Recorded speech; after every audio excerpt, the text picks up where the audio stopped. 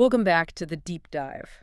We've got a file on the desk today that is, well, it's a frustrating one. That's a good word for it. It's this whole stack of documents and transcripts, journal entries, and they all paint this picture of a crisis, but it feels like everyone involved is just determined to look the other way. Completely. We're looking at a series of events in Cleveland, Ohio, specifically Shaker Heights and some of the surrounding areas. And the central event is a disappearance, a mass disappearance, actually. It is a disappearance, yes, but the way it's treated by the people in charge is more like an administrative hiccup.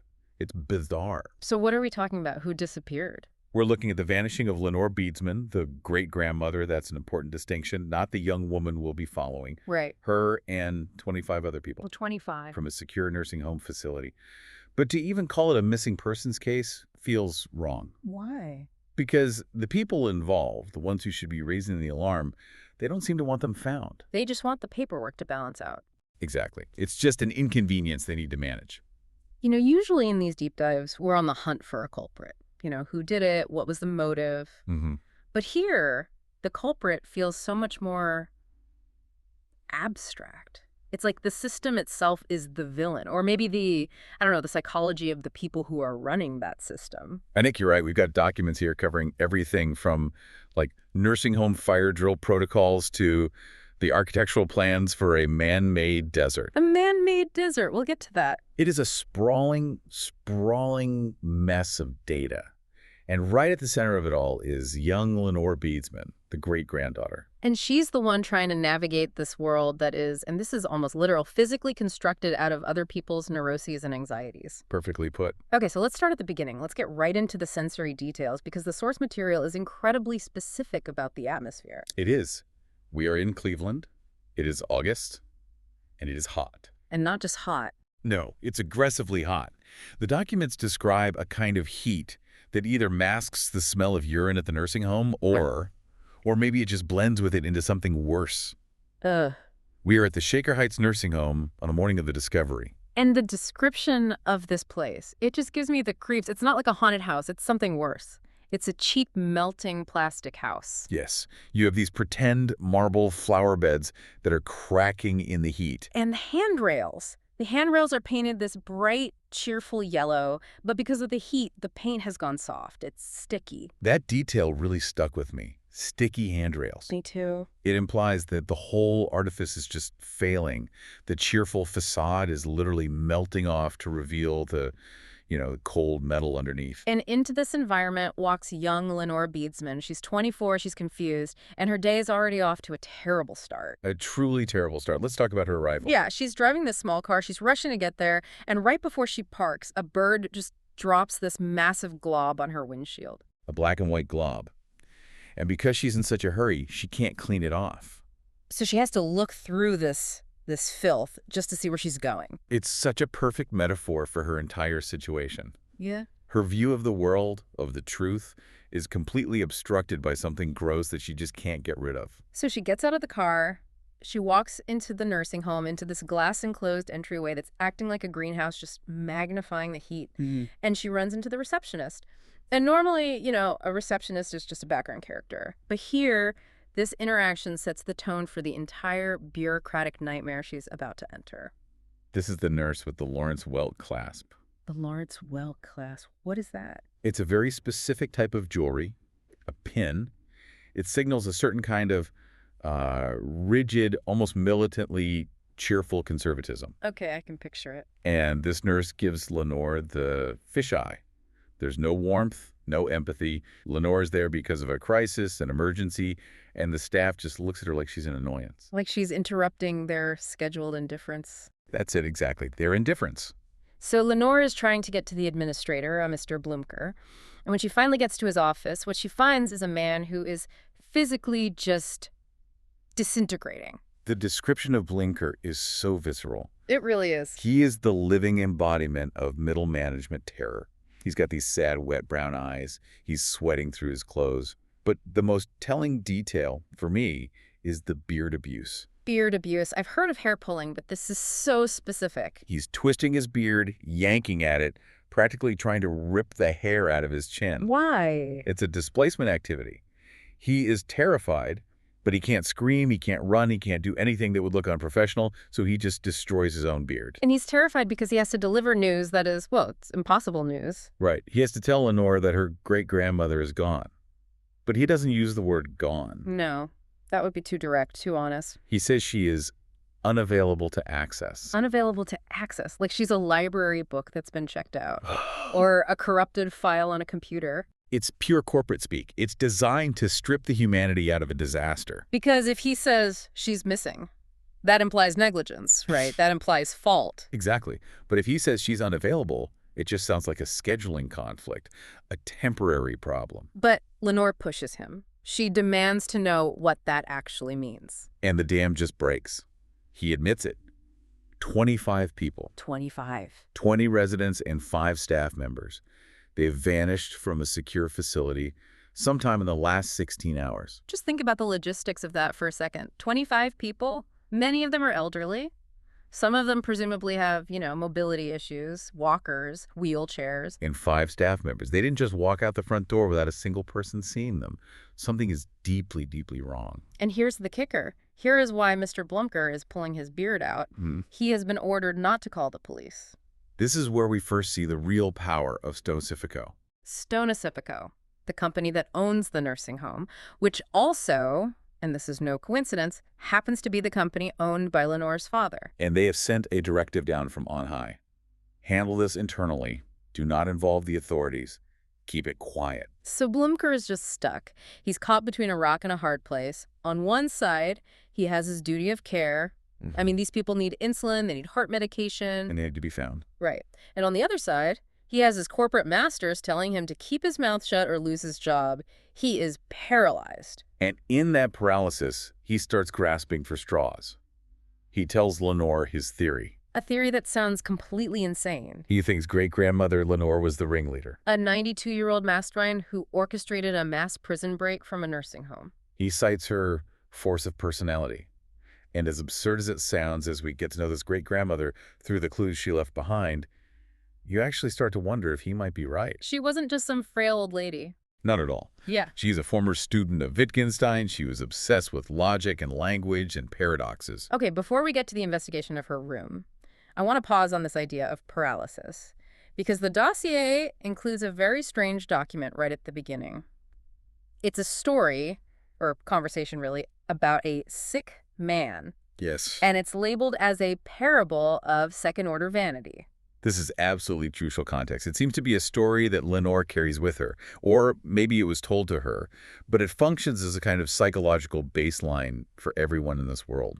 We have to dissect this because it explains why Broomker won't call the police. It explains almost everything. Okay, so let's break it down. Second-order vanity. I know what vanity is. First-order vanity. I look in the mirror, I fix my hair, I want to look good. Simple. What is the second order? Second-order vanity is being vain about not appearing vain. Okay, say that again. It is the deep, crippling fear that other people will perceive you as someone who cares too much about their own image. So a regular vain person wants you to think, wow, he looks good. A second-order vain person wants you to think, wow, he looks good, and he didn't even try. In fact, he wouldn't even care if he looked bad. Exactly. It is a performance of indifference. And the story that illustrates this is just horrifying. It really is. It involves this handsome young man who is in a very happy relationship with a beautiful woman. Everything is perfect. But then he discovers a symptom. A gray spot on his leg. Right. And this isn't just a rash. He goes and gets it diagnosed secretly, and the news is grim. It's a condition that causes the skin to flake off, the bones to swell, the nose to start knurling. It is a disease of total progressive disfigurement. But there's a cure. That's the important part. Yes. There's a clinic in Switzerland. It's incredibly expensive. It would take every penny he has, but they can fix it. They can stop the progression. He can be saved. So logically, this is a no-brainer. You take your life savings, you go to Switzerland, you get cured, and you come back to your beautiful girlfriend. Problem solved. But he doesn't go. Why? I mean, really, why? Is he suicidal? Does he have a death wish? No. He is vain. He is second-order vain. He has this horrifying realization that if he spends his entire fortune to save his face, then his girlfriend will know that he cares about his face. Yes. She will realize that he is, quote, anxious not to be disfigured, and he finds that thought so humiliating, so unbearable, that he chooses the disease instead. That's just insane. You're telling me he would rather rot, physically fall apart, than have his girlfriend think he's a guy who cares about his looks? He's convinced himself that her love for him is based on this image of him as a natural man, a man who is above such petty worldly concerns. So he decides his only option is to hide the disease from her. And the lengths he goes to are just pathetic. He buys a novelty cast, right? A fake cast for his leg, so he has an excuse to keep it covered up, to hide that first gray spot. And then as the disease spreads to his arms, he starts wearing these heavy wool sweaters and even mittens inside their apartment. In the middle of summer, he claims he has a mysterious chill. he's sitting in his own living room in mittens, lying to the woman he supposedly loves, while his skin is literally falling off underneath his clothes. And just think about the impact on the relationship. To keep up this charade, he has to pull away from her. He can't be intimate. He can't let her touch him. He becomes cold and distant and irritable. So he's destroying the relationship to save his image within the relationship. It's a paradox. Precisely. The girlfriend, she has no idea he's sick. She just thinks he's become a jerk. She thinks he's fallen out of love with her. The text says she cries herself to sleep at night, and he just lies there next to her, listening to her, completely heartbroken, but he will not break character. It's a tragedy of his own making. But eventually, something has to give. He cracks, right? Eventually, yes. The disease is just ravaging him. His nose is gnarly. His body is a mess. He's at a doctor's appointment for some other fake illness, and a ray of sunlight hits the desk. And in that moment, he has this epiphany. What does he realize? He realizes that love is actually about vulnerability, not about maintaining a perfect image. He realizes he's been an absolute fool. So he decides to finally go to Switzerland. He decides to confess everything. He sits right there at the doctor's desk, and he picks up the phone to call his girlfriend. He's going to tell her the whole truth. He's finally ready. Yeah. The phone just rings and rings and rings. I'm gone. She's gone. He waited too long. His second-order vanity, his fear of being seen as anxious, cost him the very thing he was trying to protect. That is a gut punch. So bring this back to the nursing home. How does this apply to poor Mr. Blumker and his beard? Blumker is the sick man. The disease is the disappearance of 25 residents. The cure is calling the police. Okay. But calling the police would be an admission of failure. It would show Stone Cifico, his corporate masters, that he isn't in control. It would reveal that he is anxious about his competence. So instead of fixing the problem, he hides it. He hides it. He abuses his beard. He uses euphemisms like unavailable to access.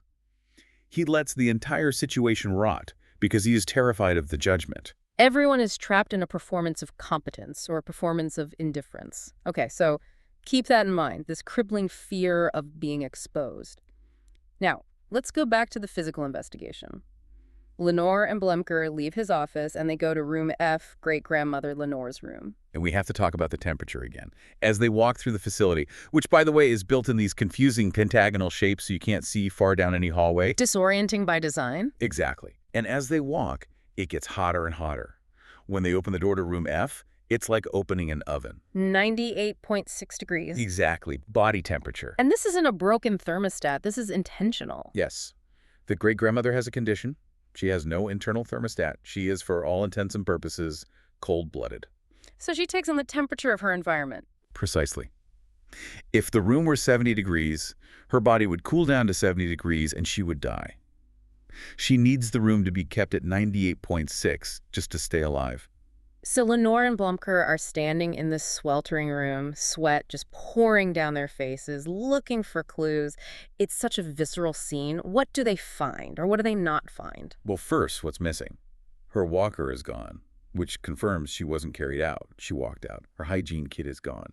And crucially, her books are gone. She had a specific book she carried everywhere, right? The Investigator. That and her notebooks. She was constantly writing, constantly analyzing things. The fact that she took these specific items suggests a planned departure. She packed her bags, so to speak. But she did leave something behind. A single item in a locked drawer. A label from a jar of baby food. Stone Pacifico brand creamed peach. Which she absolutely hated. She despised this stuff. But she wasn't saving the label for the brand. She used the back of it to draw something. A little doodle. Describe the doodle. It depicts a barber. He's holding a straight razor in one hand and a can of shaving cream in the other. But where his head should be, there's just an explosion of squiggles.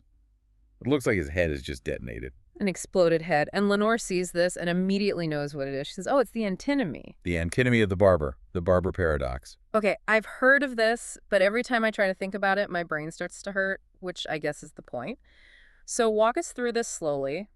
Treat me like I'm 5. What is the barber paradox? Okay, imagine a small town. In this small town, there is one and only one, barber. And there is a very strict rule in this town. What's the rule? The rule is, the barber shaves all and only those men in town who do not shave themselves. Okay, so there are 2 groups of men in the town. Group A, the guys who shave themselves. Group B, the guys who don't shave themselves. The barber's job is to shave everyone in Group B. Correct. Now, here's the question that breaks the system. Does the barber shave himself? Okay, let me think this through. If he shaves himself. If he shaves himself, then he belongs to the group of men who shave themselves. Right. But the rule says the barber is only allowed to shave men who do not shave themselves. So if he shaves himself, he violates the rule. He can't do it. Okay, so he can't shave himself. He has to let his beard grow long. Ah, but wait. If he doesn't shave himself, then he belongs to the group of men who do not shave themselves. Yeah, right. And the rule says the barber must shave everyone in that group. So if he doesn't shave himself, the rule forces him to shave himself. Oh, I see. So if he does, he can't. And if he doesn't, he must. Exactly. It's a loop. It's a logical short circuit. There's no possible answer that exists within the rules of that system. You cannot resolve the status of the barber using the logic of the town. And the doodle that she left shows the barber's head exploding. Because that is what happens when you try to resolve a paradox from the inside. The system crashes. And great-grandmother Lenore was obsessed with this stuff. She believed that language and logic were systems that trap us. So leaving this doodle, was that a suicide note? Or was it more like a graduation speech? A Declaration of Independence? I think it's a clue to where she went. Or how she went. She realized that the nursing home, the family, the whole reality she was living in was a paradox. It didn't make logical sense. So how do you solve the puzzle? You don't.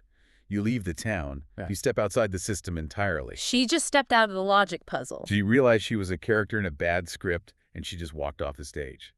That's the powerful implication here. And Bloomker, does he get any of this? Not a bit.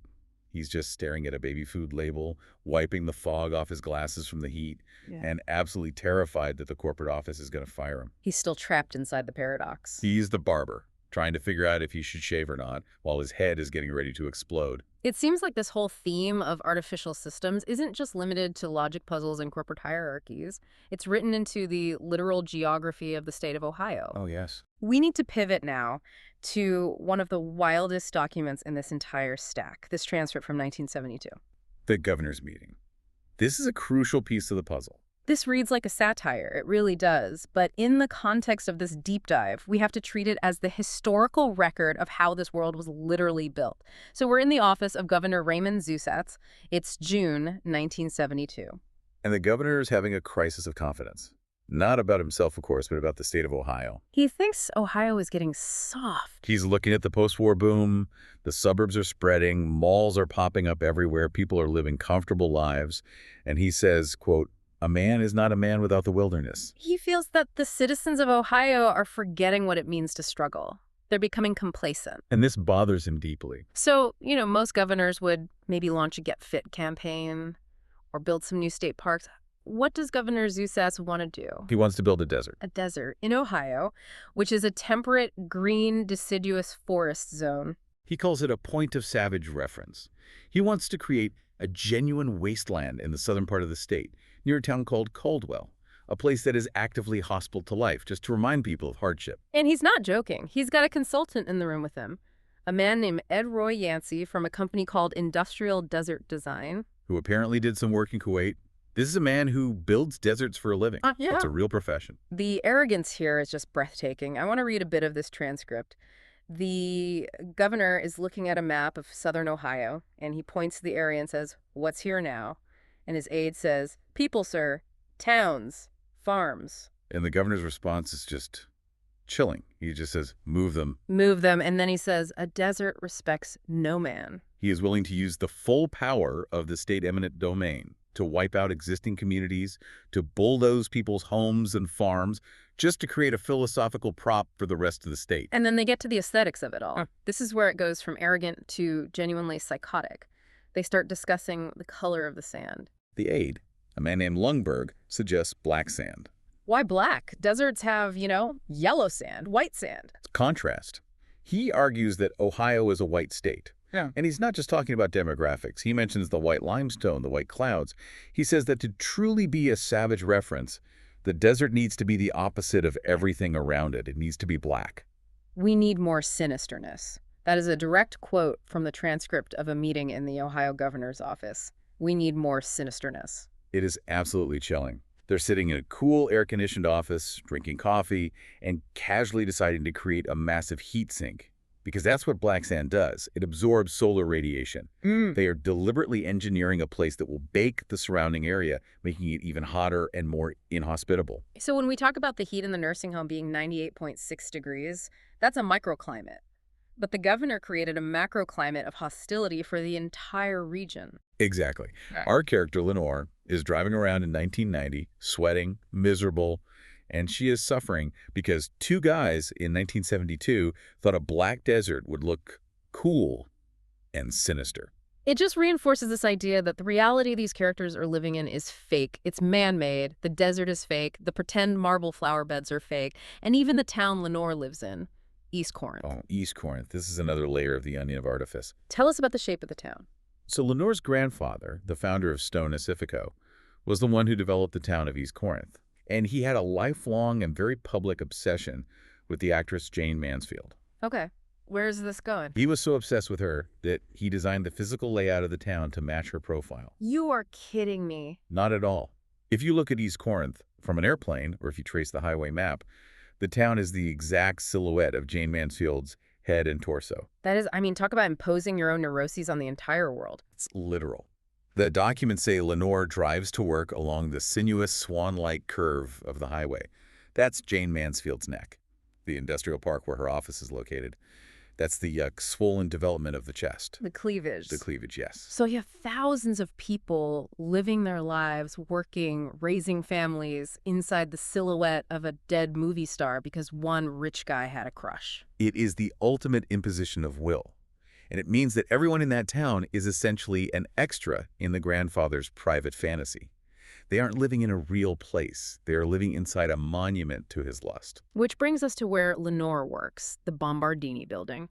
This is located in the cleavage of the town, I take it. Right in the middle of the industrial park. And the building itself is a nightmare. It's all stark black and white marble. But the most impressive feature is its relationship to the Erie View Tower next door. The Erie View Tower is the big skyscraper. And because of the way it's positioned, the Bombardini building spends most of the day completely in its shadow. The source material describes the shadow literally eating the building.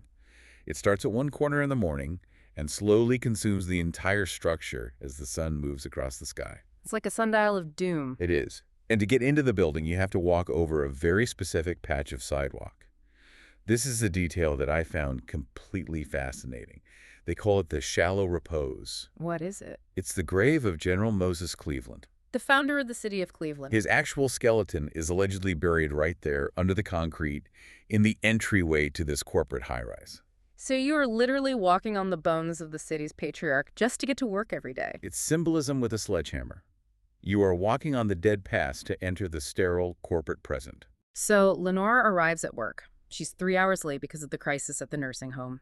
She's got bird poop on her car. She's hot and sweaty. She walks over the skeleton, and she sits down at her switchboard. She works for a publishing company, frequent and vigorous. And here we encounter the next major systemic failure of her day, the tunnel crisis. Explain this, because it sounds like a bad sitcom plot, but the consequences are very serious for her. It's a technical failure of the highest order. The phone lines for the publishing house run through an underground utility tunnel, and something has gone wrong in that tunnel. Water damage, rats chewing wires, who knows? But the result is that the wires have crossed. Cross with what? With the lines of all the other businesses that share the same utility tunnel.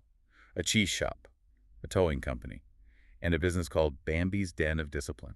Bambi's Den of Discipline. Okay, wait. I feel like we're breezing past that one. Are we talking about, like, a dojo, A headmaster's office. The dossier doesn't specify, but den of discipline usually implies paid correction. Let's just leave it at that.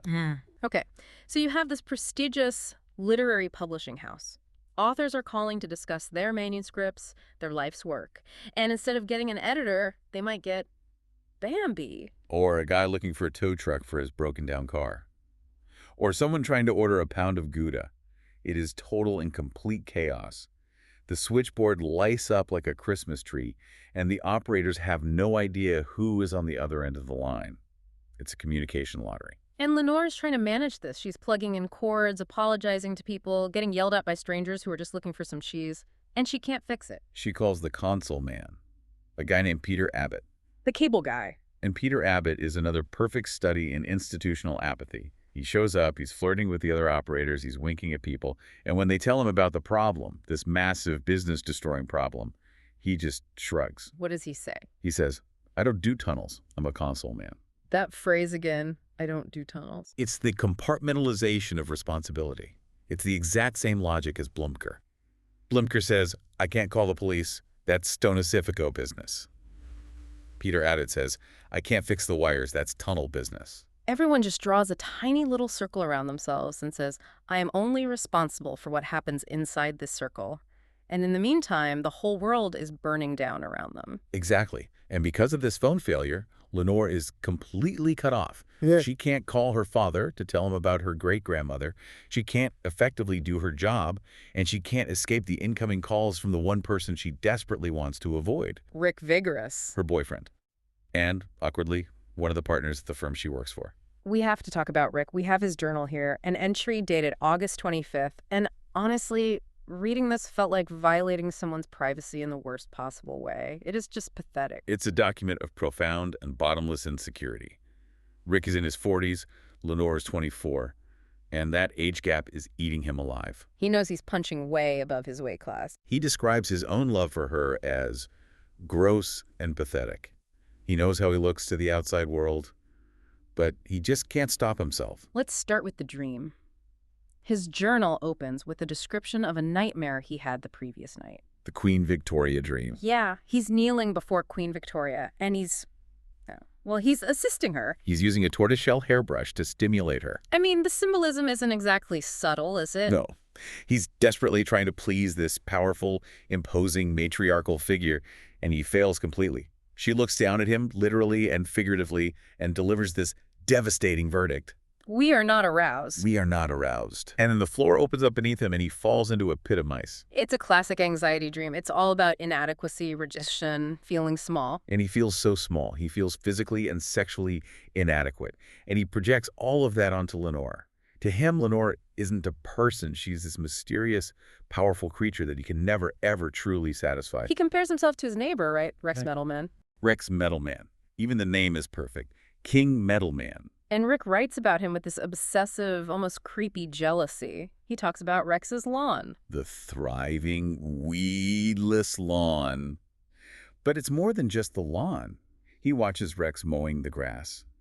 And he describes Rex's calves of distinct authority. Calves of distinct authority? What does that even mean? It means Rick looks at his neighbor's legs and sees power. He sees a man who is solid, who belongs to the world in a way Rick never will. Rick feels like a ghost. He writes that he feels like he's just taking up space that a better, more solid man should be occupying. And this crippling insecurity manifests in how he treats Lenore. He doesn't treat her like a person. He treats her like a collection of parts. It's a total fetishization. He is obsessed with her shoes. The black Converse high tops. He calls them troubling, but he can't stop looking at them. He talks about her hair. He says it bites him. He talks about her eyes, but he never, ever talks about her. Her thoughts, her feelings. There's this heartbreaking metaphor he uses in the journal, the screen door. Yes.